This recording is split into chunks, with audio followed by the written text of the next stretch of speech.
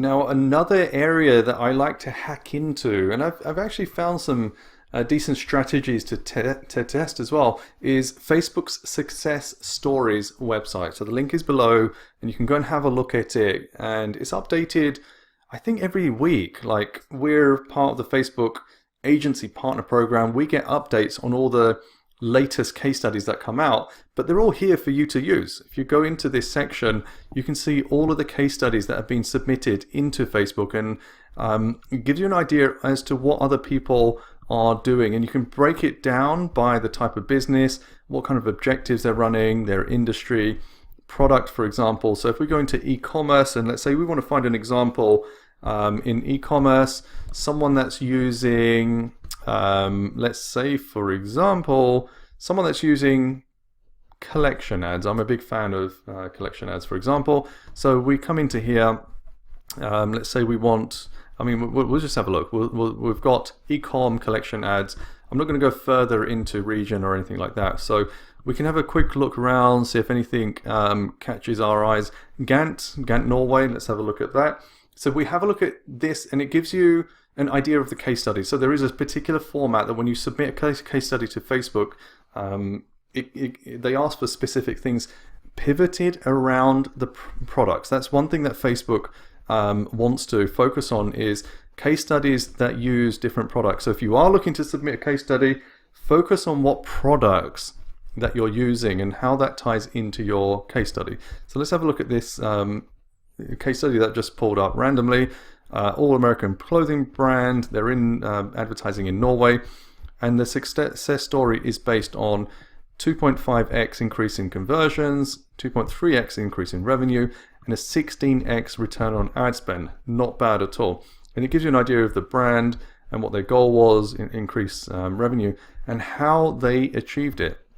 So it talks here about their actual strategy. So here's the thing. I see so many people relying on Facebook groups, LinkedIn groups, Twitter, etc. to hack into all the latest things that people are doing and find new strategies and tactics and things like that. This is actually one of my better sources of inspiration, where I frequent this probably weekly, maybe every other week, to find new and interesting case studies where I can create ideas for my own testing from. I'll give you an example. Back in 2018, when we were playing around with CBO, campaign budget optimization, the thing that cracked it for me was finding a Facebook success story where a particular brand, I think it was in South America, had used CBO, but they switched their ad set optimization from 7-day click, 1-day view to 1-day click, 1-day view. And I took that away and I thought, okay, that's interesting. They got some good results. I'm going to test that. I tested it and it worked. For the first time, I got CBO to work. This is, I think, Q2, kind of early to mid 2018. And for the first time, I got results from CBO. And then I went deeper into it. And from that process, the next 3 to 4 months, we carried on testing and refining and really figured out how to make the CBO system work.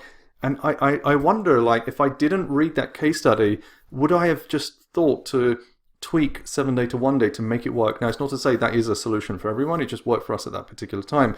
But that led us down a different path, and that came from a Facebook case study. So I love to read these case studies to see what people are doing. So, this is a brand at top of the funnel. They're doing brand awareness. Is built, team created lookalike audience, past purchasers, nothing too interesting. Attention grabbing video ads, Facebook algorithm to show ads to the most relevant people, broad audiences, that's interesting. Right now, broad audiences do work and they're really, really good. As long as you've got your website schema set up well, you've got good data into your ad account, for example. People that have showed interest, so kind of warm and retargeting audiences, showing them carousels, etc. So it's not anything groundbreaking by any means, and certainly this is a brand, so brands have it easier because they have some awareness. So if you're Gant, for example, and you've built up that awareness at the kind of top level of who you are, then it's easier to create a bigger impact. Gant are here or in Norway, maybe not as much awareness in Norway as in US, for example, but one of the things I would highlight is the use of really good creative. Like, I'm looking at this, and because I know what a good campaign looks like. I look at this and I'm pretty sure that, the agency, the team at Gantt that put this together, the creative played a huge part. So, they've set up a good funnel. They're using products in the right way, and that's all great.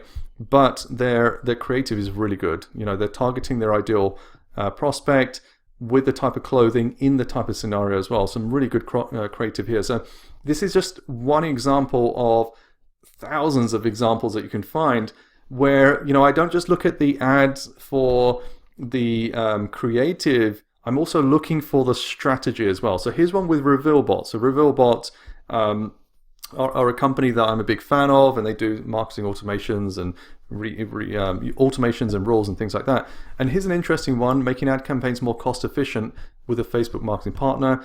And it talks about a fragrance subscription service that used RevealBot to decrease the amount it's spent on ads, resulting in zero conversions by 76%. So they've actually optimized their spend based on using automation. And again, it's just giving you ideas for you to take back into your campaigns, and you can have a look at this, see what kind of they did, etc. I'm not going to go into the detail of this, but I just want you to really understand how powerful the success stories are and all the hidden gems that are hidden behind this. I think as a Facebook marketer, if you're not using this, you're losing out. Honestly, there's so much wealth of knowledge here that even myself, someone that knows Facebook ads inside out, I would say I'm one of the world's leading experts. I'd like to think so. Even I come here to learn stuff, so I really encourage you to as well. Even if you just make it once a month, even if you just make it a job for one of your media buyers to come here every week. I do that in my agency. The media buyers are tasked to have a look at these, come up with ideas, come up with test strategies and things like that that we can bring into our campaigns and see what works for us.